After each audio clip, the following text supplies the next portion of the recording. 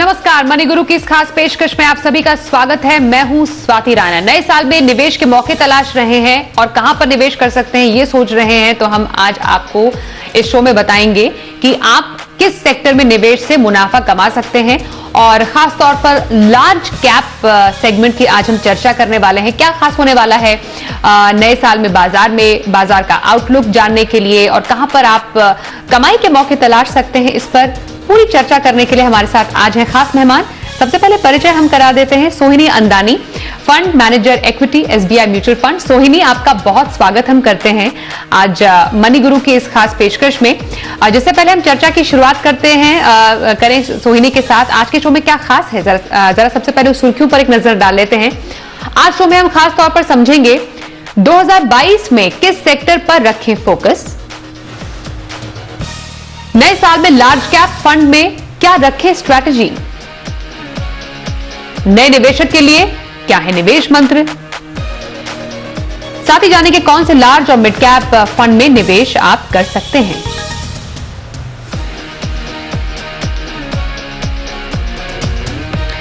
सोहिनी, सबसे पहले नए साल की आपको बहुत हम शुभकामनाएं देते हैं। और नया साल जब आता है तो हमारे कई सारी उम्मीदें, कई सारे सपने भी नए सिरे से बनाने की तैयारी हो जाती है और उसमें हमारा निवेश भी काफी हद तक शामिल होता है। और हमेशा हम साल की शुरुआत में ही एक पॉजिटिव आउटलुक की बात करते हैं। इसलिए सबसे पहले मैं आपसे ये जानना चाहती हूं, एज ए फंड मैनेजर जो इतने सालों के अनुभव के साथ फंड्स आप मैनेज कर रही हैं और इस पूरे फील्ड में आपका जो इतना लंबा तजुर्बा है, आपको क्या लगता है साल 2022 में अगर हम टोटल एक सेक्टर आउटलुक की बात करें या फिर लार्ज कैप स्पेस की बात करें, जिस तरीके से अभी हम अगेन एक पोटेंशियल थर्ड वेव की तरफ देख रहे हैं, इकोनॉमी की बात करें, तो आपको साल 2022 का जो ये पूरा एक स्वरूप है वो कैसा नजर आ रहा है? जी, अगर देखा जाए कि अगर आप लॉन्ग टर्म पीरियड में देखते हो हमेशा, तो मार्केट जो है जो रिटर्न्स अच्छे देती है, but it comes into different period of bucket and कई बार after a very strong returns के बाद में एक पीरियड आता है जहां पे कंसोलिडेशन फेज में या करेक्शन फेज में मार्केट जाती है, and then again it starts its journey. So अगर हम लास्ट 3 साल का देखें तो returns have been very fantastic, but again it had a lot of volatility कि मार्च 20 में मार्केट गिरा हुआ था sharply, फिर वहां से I think अभी तक more than double हो गया है, so 100% रिटर्न हो गया है लोगों का। एंड 3 साल का अगर कैगर रिटर्न देखें तो 17% कैगर रिटर्न हो गया है। तो मुझे लगता है कि गिवन अभी जो वरीज हैं ओमिक्रॉन के related, new phase of Covid के रिलेटेड, या तो जो बढ़ता इन्फ्लेशन है उसके कारण जो इफेक्ट हो रही है इकोनॉमी पे, पूरा कॉस्ट प्रेशर्स हैं और डिमांड पे भी इफेक्ट हो रही है, तो मुझे लगता है कि एक बार के मार्केट जरूर कंसोलिडेशन फेज में या करेक्शन फेज में जा सकता है। what will depend कि कैसा आउटलुक बनता है, उसके लिए we'll have to focus कि how strong this wave becomes, कि इसकी कोई इकोनॉमिक इम्पैक्ट बहुत बड़ी है या ये फेज आके 2 महीने में फिर चला जाता है and things normalize again back. So I think लोगों ने इसके साथ जीना सीख लिया है, तो मेरे हिसाब से ये फेज आके निकल जाएगा। एंड अगर बहुत ज्यादा ह्यूमन कैपिटल को नुकसान नहीं होता है ये फेज में, तो then again things will get to normalcy और हम आगे बढ़ेंगे। लेकिन हमेशा ये क्वेश्चन मार्क रहेगा कि क्या साल के 1-2 महीने हमारे ऐसे ही क्या बर्बाद हो सकते हैं क्या हर साल, and then it will have an impact on the overall growth. तो ये एक चीज देखनी पड़ेगी। तो मुझे लगता है मार्केट जो है वो वॉल ऑफ वरी क्लाइंब करेगी धीरे धीरे, मतलब it will see a volatility and maybe move up as things become more clearer. बिल्कुल सोहिनी, आपने सही एक आउटलुक की तरफ निवेशकों का ध्यान आकर्षित यहाँ पर किया है कि डेफिनेटली हमें एक कंसोलिडेशन और फिर करेक्शन के बाजार के माहौल के बाद एक रैली भी हम एक्सपेक्ट कर सकते हैं। अभी तो बाजार काफी अच्छा नए साल का स्वागत कर रहा है, लेकिन हाँ थोड़ा बहुत क्योंकि नए वेव से अभी हम लगभग जूझ रहे हैं, तो उसमें थोड़ा बहुत हमें हो सकता है कि हल्का फुल्का आर्थिक गतिविधियों में थोड़ा बहुत सुस्ती आने के संकेत नजर आए शायद। अब अगर हम कुछ हाल ही के एम्फी डेटा की चर्चा करें सोहिनी, तो इक्विटी में लोगों का जो निवेश रुझान पिछले साल एंड ऑफ द ईयर काफी अच्छा रहा है। इनफैक्ट इक्विटी म्यूचुअल फंड में तो नवंबर 2021 का जो एम्फी का डेटा है वो कहता है कि लगभग 12 करोड़ का निवेश म्यूचुअल फंड में, इक्विटी म्यूचुअल फंड में ही आया। टू बी प्रिसाइज 11.61 करोड़ का हमने देखा, और उसमें भी लार्ज कैप में लोगों की रुचि जो है काफी ज्यादा बढ़ी। 1624 करोड़ का निवेश लार्ज कैप में ही आया, क्योंकि हमने देखा है कि किस तरीके से बाजार के उतार चढ़ाव में भी लार्ज कैप जो फंड है लोगों में एक प्रोटेक्शन प्रदान करने का काम करते हैं। आपके हिसाब से लार्ज कैप के इस प्रदर्शन की बड़ी वजहें क्या रही हैं? नहीं, बिल्कुल आई थिंक जो पैसा आ रहा है मार्केट में वो सारे ही सिर्फ लार्ज कैप में नहीं आ रहा है, इनफैक्ट वेरियस प्रोडक्ट्स में आ रहा है। एंड जो थोड़े प्रोडक्ट्स जो अभी after a very strong rally in the market जो ज्यादा पॉपुलर हुए हैं रिसेंटली, वो थोड़े ज्यादा सिक्योर्ड और which are less volatile kind of a product, उसमें लोगों की रुचि अभी के पीरियड में ज्यादा है, क्योंकि मार्केट ने बहुत ही अच्छे रिटर्न्स दिए हैं 3 साल के। तो अभी अगर लार्ज कैप में या तो जो फंड्स हैं वो थोड़े जो हाइब्रिड टाइप ऑफ फंड्स है, वहां पे लोगों का इंटरेस्ट ज्यादा है कि इक्विटी का भी बेनिफिट मिले और अगर कुछ करेक्शन हो तो बड़ा नुकसान ना हो। तो वो हिसाब से जो रिसेंट मंथ्स हैं उसमें फ्लोज लार्ज कैप में ज्यादा आ रहे हैं, बिकॉज जो बाकी के सेगमेंट है जो मिड एंड स्मॉल कैप जिसकी रैली बहुत ही ज्यादा रही है लास्ट 2 साल में, तो वहां पे लोगों को थोड़ा रिस्क लगता है। तो वो रिस्क एवर्सनेस से पीपल जो है उनको स्टिल इक्विटीज में पैसे डालने हैं, तो वो लार्ज कैप ज्यादा प्रेफर करेंगे at this point of time. Okay, in fact large cap के साथ मैं थोड़ा सा मिड कैप स्पेस पर भी आपसे चर्चा करना चाहती हूं। और जिस समय अभी हम बात कर रहे हैं, अगर हम पिछले प्रदर्शन की बात करें, वन ऑफ द पैरामीटर्स होता है किसी कैटेगरी को देखने और समझने का,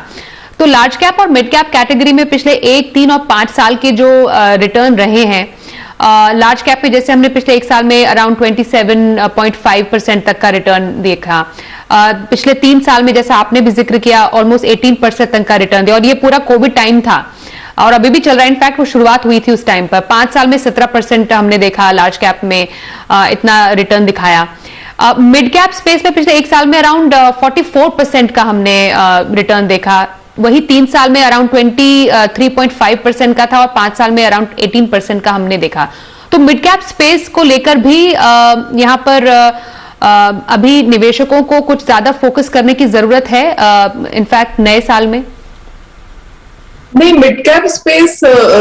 ऐसी है कि हमेशा से जो लॉन्ग टर्म इन्वेस्टर्स हैं जो अपना पैसा 5 साल से ऊपर के लिए मार्केट पे रखना चाह रहे हैं और जिनको ये बीच में नहीं निकालना है, उनके लिए ये स्पेस काफी अट्रैक्टिव होती है। जनरली अगर आप बहुत लॉन्ग टर्म का अपने बच्चों के लिए या आगे के लिए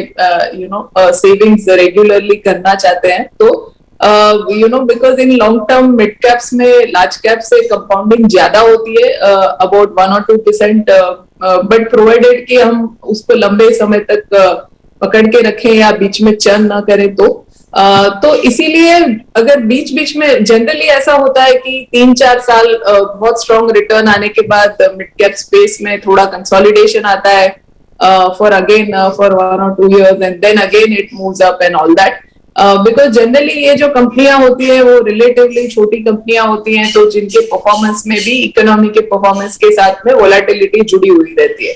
तो अगर हम बात करें कि ये लास्ट 3 या 5 साल का जो रिटर्न है, तो अगर हम देखें 3 साल में mid caps have done better than large caps, but अगर 5 साल का रिटर्न देखें तो आई थिंक करीब सिमिलर रिटर्न रहे हैं लार्ज कैप और मिड कैप के, विच मीन्स कि मिड कैप अभी डिस्काउंट पे तो नहीं ट्रेड कर रहे हैं लार्ज कैप से, बट बहुत ज्यादा प्रीमियम पे भी नहीं ट्रेड कर रहे हैं। So whether there is still a momentum for mid cap left, yes definitely it is left, how much is a question mark, but मेरे हिसाब से द इम्पोर्टेंट क्राइटेरिया इज कि आपका जो पीरियड ऑफ इन्वेस्टमेंट है वो क्या है। अगर होराइजन ज्यादा लंबा है तो ये स्पेस हमेशा अच्छा रिटर्न्स देती है इन्वेस्टर्स को। नियर टर्म में सी सम कंसोलिडेशन और करेक्शन, और तभी जब भी you see that panic situation, तो पैनिक सिचुएशन में इन्वेस्ट करने से आपको अच्छा एंट्री पॉइंट मिलता है मार्केट में एंटर करने के लिए। तो investor should watch out for those entry points and probably then try to enter the mid cap space. बिल्कुल सोहिनी, यहाँ पर इनफैक्ट अगर हम थोड़ा सा पिछले सालों की बात करें या फिर जो साल बीत गया वहां पर हमने देखा कि कई सेक्टर्स ने काफी अच्छा परफॉर्म किया, मतलब चुस्ती नजर आई, कहीं पर सुस्ती नजर आई। इसलिए according to your investment group आप जो एक ट्रेंड देख रहे हैं, कौन से ऐसे सेक्टर्स थे जिनका परफॉर्मेंस काफी ज्यादा अच्छा रहा है और जिनके बेसिस पर हम साल 2022 में भी निवेश की एक नींव रख सकते हैं, सोच सकते हैं कि इस सेक्टर में एक अच्छा पोटेंशियल नजर आ रहा है नए साल में भी? और उसके बाद मैं आपसे जानना चाहती हूं कि कौन से ऐसे सेक्टर्स थे जिनसे उम्मीद तो थी कि हाँ अच्छा करेंगे, लेकिन वहां से उतना अच्छा परफॉर्मेंस देखने को नहीं मिला? जी बिल्कुल। तो आई थिंक जो सेक्टर्स हैं जो जो डोमेस्टिक इकोनॉमी पे फोकस थे, जहां पे मेरे हिसाब से there is a lot of potential for investment into the domestic economy. थोड़ी जो केपेक्स साइकिल है इंडिया की वो अभी पिकअप हो रही है। So there is some, and government भी बहुत इंसेंटिवाइज कर रही है जो मैन्युफैक्चरिंग सेक्टर के लिए with the PLI schemes and others. तो ये सेक्टर में हमने पिकअप देखा लास्ट ईयर में भी, एंड ये आगे भी चलता रहेगा बिकॉज ऑलमोस्ट लास्ट 7-8 years में वो सेक्टर में कुछ भी नहीं हुआ है। The corporates were sitting on over capacity, और वो जब तक यूटिलाइज ना हो तब तक नया केपेक्स जनरली होता नहीं है। So I think economy was in that phase for last 7-8 years, और अब जाके ऐसा सिचुएशन बना है कि जब फ्रेश निवेश होगा मैन्युफैक्चरिंग सेक्टर में, तो जो सारे कंपनीज हैं जो इनसे रिलेटेड है, आइदर जो खुद ये सेक्टर में है या तो जो सप्लायर्स है ये सेक्टर्स के, वो सारा I think sector industrial space अच्छा करेगा, अच्छा किया है लास्ट ईयर में, और अच्छा भी करेगा आगे जाके। Another sector is financials, which has done well in the early period from the bottom, but उसके साथ में ही recently I think काफी अंडर परफॉर्मेंस रहा है because people have been worried कि NPAs create होंगे because of the COVID situation and all that. But luckily the experience has not been bad. जो large banks है उन्होंने उनकी कैपिटल पोजीशनिंग काफी स्ट्रांग है, उनके पास काफी लो कॉस्ट ऑफ फंड्स है, तो उनको हायर इंटरेस्ट रेट्स में भी अच्छे मार्जिन्स बनते हैं, and they do well generally when the economic pickup is there, the loan growth also picks up in the inflationary environment. तो मेरे हिसाब से द बैंकिंग सेक्टर जिसका परफॉर्मेंस थोड़ा म्यूटेड रहा है in last 1 year should see a good pickup going forward. Other sector which has also done very well is IT services sector, जहां पे भी क्योंकि लोगों ने टेक्नोलॉजी अडॉप्शन बहुत ज्यादा कोविड के टाइम में किया है, द डिमांड काफी अच्छी रही है, and it continues to remain very good. Plus ये वर्क फ्रॉम होम कल्चर में भी कंपनियां बहुत अच्छी तरह से काम कर सकती है। सो आई थिंक उनके लिए भी तो डिमांड सिनेरियो काफी अच्छा रहा है, and they have been benefiting. So again that is one sector which has done well, can continue to do well. Real estate is another sector which has seen बहुत consolidation हुआ है वो industry में, और काफी लंबे समय के बाद we've seen a pickup in the demand, कि जैसे कि लोग घर से काम कर रहे हैं तो लोगों को जरूरत पड़ी है कि आपको थोड़ा बड़ा घर चाहिए, वे सब कोई घर से काम कर सके अलग अलग रूम में वगैरह, तो लोगों को जरूरत पड़ी है अपना खुद का घर होने की, घर में ज्यादा रहे हैं, घर से काम किए हैं, तो I think the demand has picked up, and supply जो है वो कम हुई है क्योंकि काफी सारे जो बिल्डर्स थे वो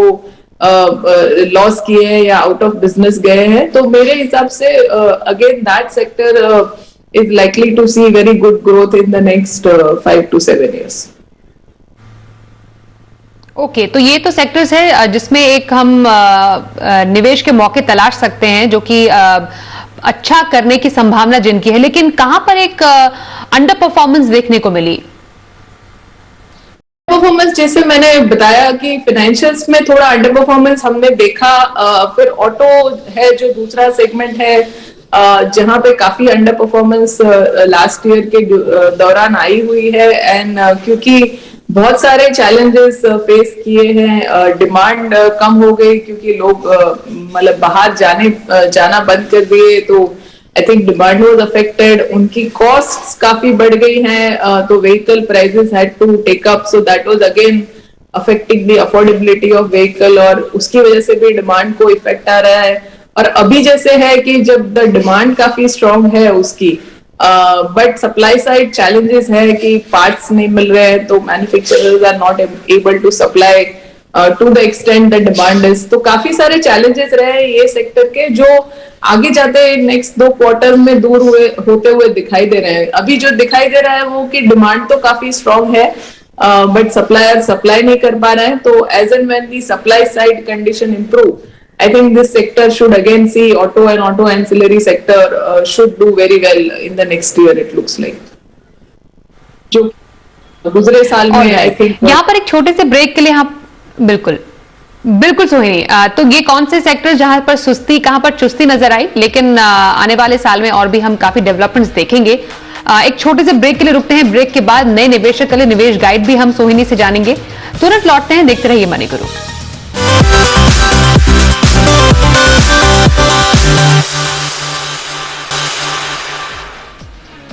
नए साल में निवेश के मौके कहां तलाश सकते हैं, इसी पर कर रहे हैं चर्चा। हमारे साथ है Sohini Andani, fund manager equity SBI mutual fund. Sohini, हम क्योंकि मोस्टली लार्ज कैप की चर्चा कर रहे हैं, आप लार्ज कैप फंड भी मैनेज करती हैं एसबीआई के लिए और मिड कैप फंड भी आप मैनेज करती हैं, तो मैं दोनों ही फंड में एक एक करके आपसे चर्चा करना चाहती हूं, और निवेशकों को की थोड़ी समझ के पर्पस से भी कि कोई क्यों एक लार्ज कैप या फिर एक मिड कैप फंड को अपने पोर्टफोलियो में शामिल करे। इस परिप्रेक्ष्य के साथ सबसे पहले मैं आपके जो मिड कैप फंड है SBI magnum mid cap fund, उसके बारे में थोड़ी जानकारी लेना चाहूंगी। क्या है फंड की खासियत, और एक निवेशक के लिए कोई मिड कैप फंड शामिल करने का रीजन क्या होना चाहिए उसके पोर्टफोलियो में? जी, सो मिड कैप फंड मेरे हिसाब से, जो पहले मैं बता दूं कि कैसे निवेश होता है इसमें, ये मिनिमम 65% जो है इन्वेस्टमेंट होता है मिड कैप्स में, जो सेबी के डेफिनेशन के हिसाब से है, और जो बाकी का 35% है उसमें large cap and small cap दोनों मिला के इन्वेस्टमेंट होता है। So generally 65 to 70% mid caps रहता है, एंड बाकी के जो 2/3 एंड बाकी के जो है 1/3 में लार्ज कैप या स्मॉल कैप जो रहते हैं वो हम पोर्टफोलियो में ऐड करते हैं, depending upon where the opportunity is better to make money. तो जनरली मिड कैप क्यों प्रेफर करते हैं, इसलिए कि ये जो सेगमेंट है वो over a longer period of time large cap से आई थिंक करीबन 100 से 200 बेसिस पॉइंट्स बेटर रिटर्न देता है, अगर हम 7 या 10 साल का अगर आप देखें। And when you talk about ये जो हम रिटर्न बात कर रहे हैं कंपाउंडिंग की, सो इवन जो 1 or 2% more every year that you get, it gives you a very good compounding, inflation को बीट करने के लिए काफी अच्छा होता है। एंड जो भी लॉन्ग टर्म इन्वेस्टर्स हैं जिनके पास जो पैसा है जो उनको नियर फ्यूचर में नहीं चाहिए, विड्रॉ करने की जो जरूरत नहीं पड़ेगी, बट से आपके चिल्ड्रन के एजुकेशन के लिए आपने रखा है, या for some future marriages of your children और एनी अदर पर्पस, और you want basically any purpose that you want to serve over a long term period, तो ये बहुत एक अच्छा कंपाउंडिंग देती है। जो इम्पोर्टेंट बात है कि ये सेगमेंट में हमेशा से वोलेटिलिटी रही है, बिकॉज ये जो कंपनीज हैं जहां पर हम इन्वेस्ट करते हैं आपके पैसे, तो ये कंपनीज अभी इमर्जिंग कंपनीज हैं, तो बिजनेस में उतार चढ़ाव आते रहते हैं उनके, और उसके हिसाब से stock prices also are much more volatile vis-a-vis large cap. तो जो एकदम ही नए जो निवेश करता है जो बाजार में जो इक्विटी मार्केट्स में, उनके लिए शायद ये वोलेटिलिटी समझ में नहीं आए तो ये थोड़ा मुश्किल होता है उनके लिए। बट जो रेगुलर इन्वेस्टर्स हैं जो मार्केट को देख रहे हैं इतने सालों से और ये समझ रहे हैं ये जो cyclical behaviour of mid cap है, they can very well invest with a long term view and generally ये जो रिटर्न होता है जो लार्ज कैप से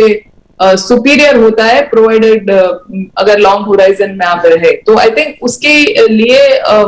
mid caps are very advisable. they can give you much better compounding returns। Okay तो सोहिनी, आप ही का फंड जो है उसी का मैं एग्जांपल लूं, SBI magnum mid cap fund, तो पिछले 3 साल का जो रिटर्न पैटर्न रहा है, पिछले 1 साल 3 साल 5 साल का रिटर्न पैटर्न रहा है, तो एक साल में तो बहुत बेहतरीन 59.42% टू बी मोर प्रिसाइज। पिछले 3 साल में हमने अराउंड 25% तक का रिटर्न देखा है, 5 साल में अराउंड 16% तक का रिटर्न, और सिंस इंसेप्शन हमने अराउंड 17% तक का रिटर्न इसमें देखा है। तो आने वाले समय में भी मिड कैप के फंड से, मिड कैप कैटेगरी से कुछ ऐसे ही रिटर्न की हम जो निवेशक है उम्मीद कर सकते हैं। जो रिटर्न्स होते हैं वो थोड़े they are linked with how our economy grows and how inflation behaves. तो एक नंबर उसमें डालना काफी मुश्किल है। बट जैसे हम देखें कि नॉमिनल जीडीपी ग्रोथ जो होता है इकोनॉमी का, तो उससे large cap can give you 1 or 2% higher and mid caps can give you even further 1 or 2% higher into returns because उसमें हम stock selection से थोड़ा अल्फा जनरेट करते हैं। तो ये रिटर्न पैटर्न जो है वो we don't know how we will grow as a country as our corporate sector। But yes जो होता है हम ऐसे देखते हैं कि नॉमिनल जीडीपी कितना ग्रो किया। सपोज अगर इन्फ्लेशन है 6% और नॉमिनल जीडीपी भी जो अपना जो करंट जीडीपी 6% ग्रो कर रहा है, सो 12% नॉमिनल अगर जीडीपी ग्रोथ है तो लार्ज कैप में we will say 1 or 2% more which is 13-14%, और जो मिड कैप है उसमें 1 or 2% further than that is 15-16%। उस तरह का हम कंपाउंडिंग देख सकते हैं। बट अगर जीडीपी ग्रोथ ही काफी कम रहा and with a very lower inflation, जो पीरियड हमने पास्ट में फ्यू इयर्स में देखा था, तो फिर हमारे रिटर्न्स भी मार्केट में कम होते हैं। Also when the valuations are at peak and when you invest तो फिर रिटर्न्स कम होते हैं। So my advice would be कि जब भी आप इन्वेस्ट करना चाहें तो मार्केट के पैनिक पीरियड में आई थिंक इन्वेस्ट करेंगे तो I think the returns will look fantastic. और लार्ज कैप फंड, कोई एक नया निवेशक है, आप उनको रेकमेंड करेंगे कि हाँ आप एक अच्छे ब्लू चिप या लार्ज कैप फंड में निवेश से शुरुआत करें? जी बिल्कुल, आई थिंक नए इन्वेस्टर्स को large cap funds are a good space to start with. ये डेफिनेटली आपके अदर एसेट क्लास से बेटर रिटर्न देता है, इसमें वोलेटिलिटी कम रहती है, आपको इक्विटी रिटर्न्स फुल्ली मिलते हैं क्योंकि सारा ही पैसा इक्विटी में ही लगाया हुआ है, कहीं दूसरे एसेट क्लास में नहीं लगाया हुआ है। तो आई थिंक वहां पर भी उनको काफी अच्छा रिटर्न मिलता है। प्लस ये वोलेटिलिटी जो है वो आपको देखने को नहीं मिलती है। सो अगर हम लास्ट 10 साल की बात करें तो लार्ज कैप्स ने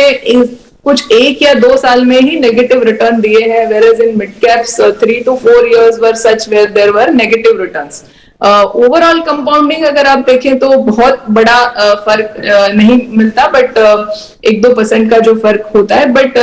लार्ज कैप में टिपिकली वोलेटिलिटी कम होने के कारण आपको नेगेटिव रिटर्न्स बहुत कम बार देखने मिलते हैं। तो जो इन्वेस्टर्स हैं जो पहली बार कर रहे हैं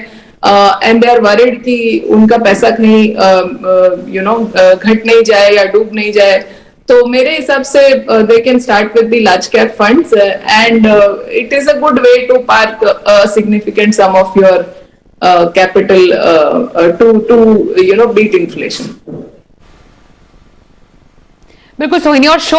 खत्म करने से पहले मैं एक रिक्वेस्ट हमारे बहुत सारे जो न्यू इन्वेस्टर्स हैं उनकी तरफ से ये है कि वो कह रहे हैं कि हमें मैम से पूछना है कि हम क्योंकि एक नए इन्वेस्टर हैं तो कोई इंपॉर्टेंट 3 टिप्स आप इन्हें क्या देना चाहेंगे, क्योंकि बाजार में उतार चढ़ाव, जैसे आपने पूरे थ्रू आउट द शो कहा, वॉलेटिलिटी तो जरूर रहती है, लेकिन हाँ, गिरते हुए बाजार में आपको हमेशा से निवेश का मौका ढूंढना चाहिए। उसके अलावा कोई ऐसी इंपॉर्टेंट टिप्स जो आप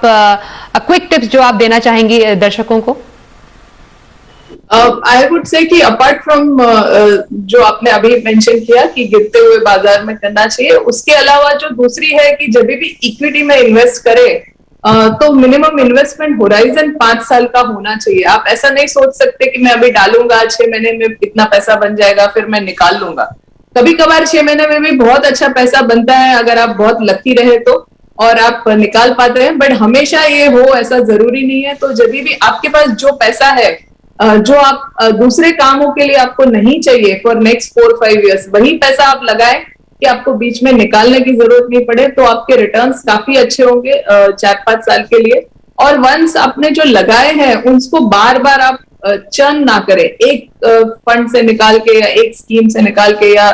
दूसरे स्कीम में, बिकॉज ये बार बार करने से भी रिटर्न्स काफी आपके इफेक्ट होते हैं। तो जहां पर भी है आपने जो फंड चूज किए हैं उन पे आप ट्रस्ट कीजिए and you be a patient long term investor,